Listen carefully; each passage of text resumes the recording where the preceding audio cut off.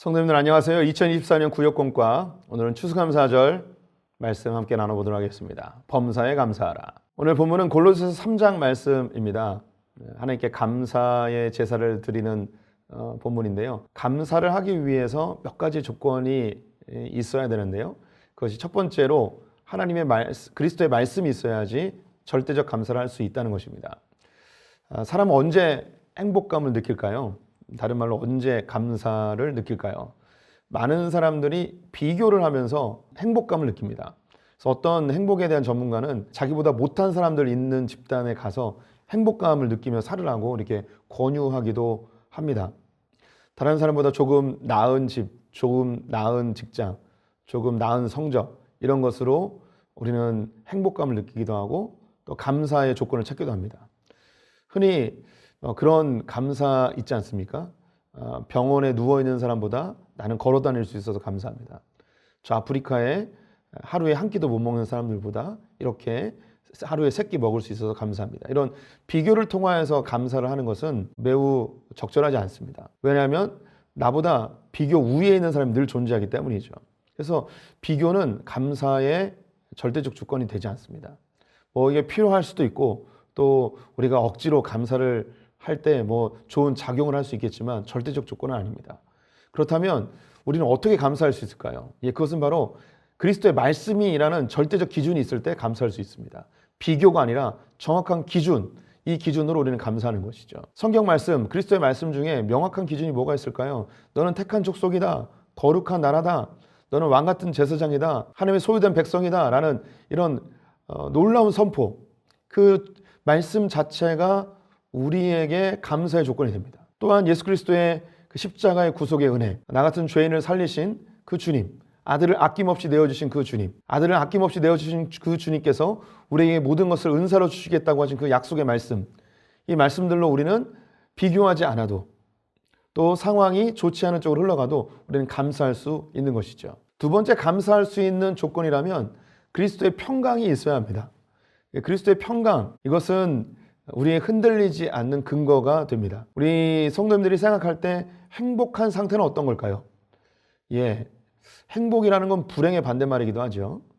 내 삶이 불완전하고 부족하고 원하는 대로 흘러가지 않을 때 우리는 불행하다고 느낍니다.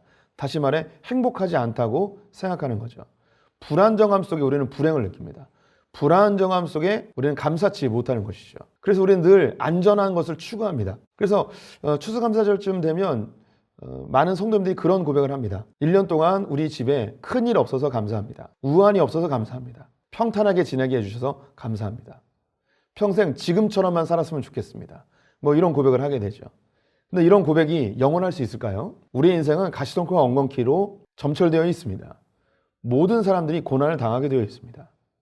그럼 고난을 당할 땐 그 불행에 휩싸여서 인생을 한탄하며 우군하게 살 수는 없지 않습니까? 우리의 감사의 근거는 그리스도의 평강, 반석되시는 주님께 있어야 합니다. 폭풍우가 몰아칠지라도 물결 위를 걸으신 그 예수 그리스도가 우리의 손을 잡고 함께 걸어가자고 하십니다.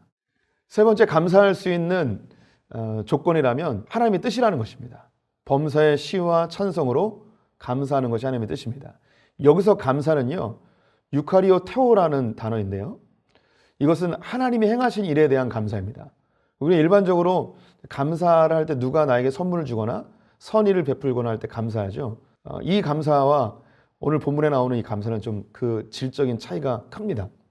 하나님이 행하신 본질적인 그 일, 그것은 바로 구원의 역사입니다. 우리가 죄인 되었는데 그의 아들 예수 그리스도를 이 땅에 보내셔서 우리를 구원하신 변치 않는 그 사실, 이 사실이 우리를 감사하게 합니다.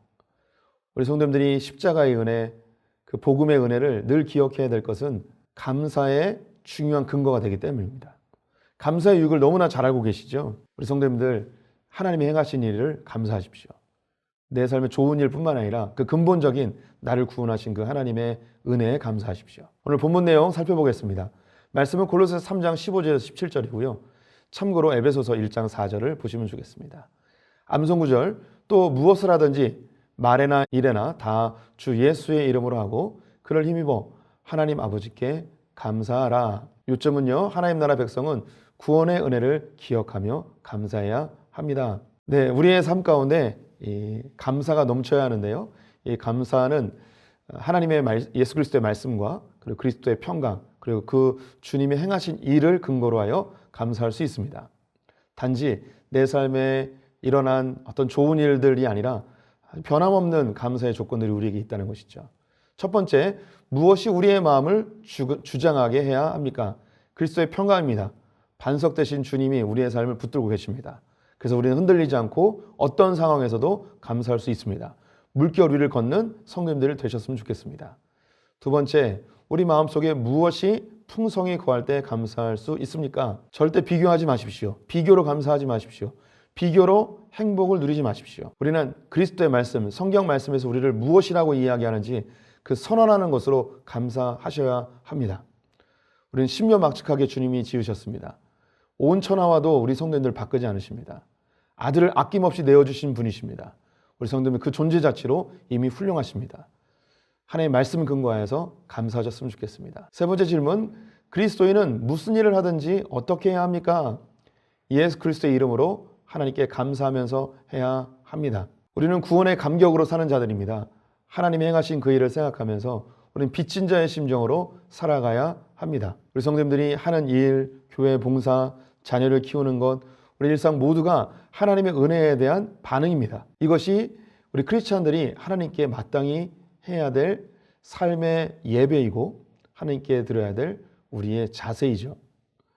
우리는 감사할 것밖에 없습니다. 모든 것이 감사합니다. 고난 중에도 감사, 슬픔 중에도 감사. 우리의 삶 가운데 감사가 넘쳤으면 좋겠습니다. 묵상 이야기로 암 전문의인 김의시 장로님의 글을 소개하고 있습니다. 최고의 건강 비결은 감사 신앙입니다. 감사는 만병통치약입니다. 이런 의학적인 기반이 아니어도 우리 성도님들 감사의 유익을 잘 알고 계실 것입니다. 예수 그리스도의 말씀을 근거하여 또 그분이 주는 평강으로 또 하나님이 우리에게 행하신 일로 감사하는 분들 되셨으면 좋겠습니다. 나눔 질문입니다. 고난 가운데 감사했던 일을 서로 나누어 봅시다. 올 한 해도 주님께 감사의 제목이 넘치는 성도님들 되시기를 축원드립니다. 감사합니다.